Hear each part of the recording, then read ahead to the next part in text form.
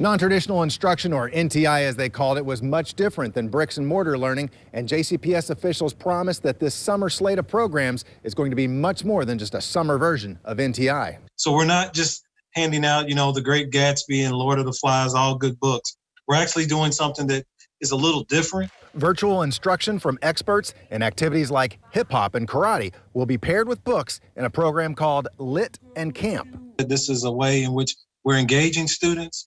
We're also still zeroing in on that literacy part, but we're having this connection with some type of activity.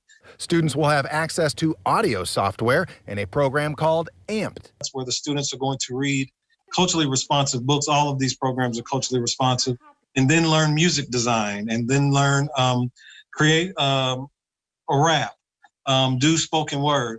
JCPS hopes to keep children learning math and reading with Summer League, an educational video game. They'll get points for different things. We'll have pop-up challenges that will appear. I've got some real gamers working on this, so they're creating neat opportunities. Chromebooks and Wi-Fi hotspots were already handed out to many students, and more are available for students who want one for the summer. Now, there are some wrinkles with giving out all of this technology. JCPS officials acknowledged one Chromebook that had been pawned, but they say they're working with pawn shops and LMPD and can remotely disable these computers.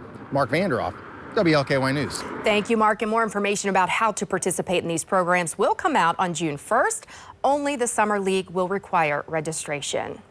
New at 6, U of L Health announces changes to its visitor policy. Each patient will now be allowed to have one visitor. They will have to be at least 18 and will have to wear a mask and complete a health screening. Anyone with a fever or symptoms will not be allowed inside. They will have to stay in the patient's room the entire time, and patients who might have COVID-19 will not be allowed to have any visitors. There are exceptions, though, for patients who are children. After visiting Louisville and Lexington today, Senate Majority Leader Mitch McConnell was in Hardin County to talk about the impact of federal COVID-19 relief.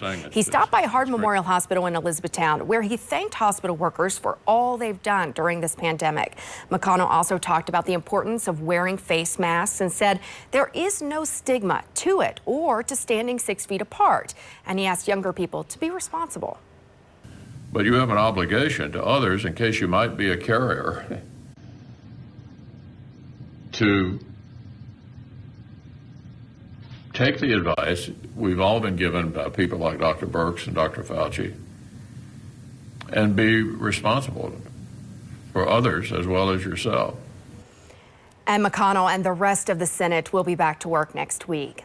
The ACLU is suing Kentucky Secretary of State Michael Adams.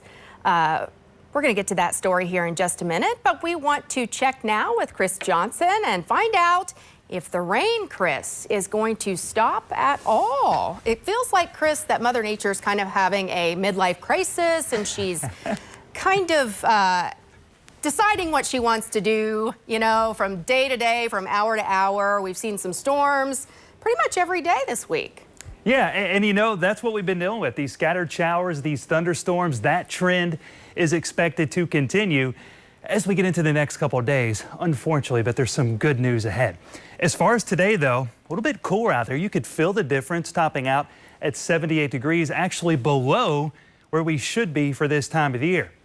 We've had some passing showers across the metro, Jefferson County, much of the viewing area, catching a little bit of dry time, but we're going to hold on to that shower chance as we head throughout this evening. Currently sitting at 72 degrees, dew points in the upper 60s, so still have that muggy feel out there, and that's going to stick around too for the next couple of days before we'll see this pattern begin to change it up some as we get into the weekend. Temperature-wise, because of the cloud cover, the ongoing showers in spots a little bit cooler, we're talking upper 60s and low 70s.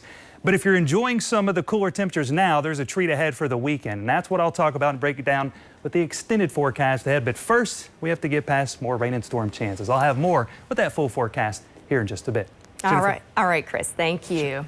The ACLU is suing Kentucky Secretary of State Michael Adams over the state's new voter photo ID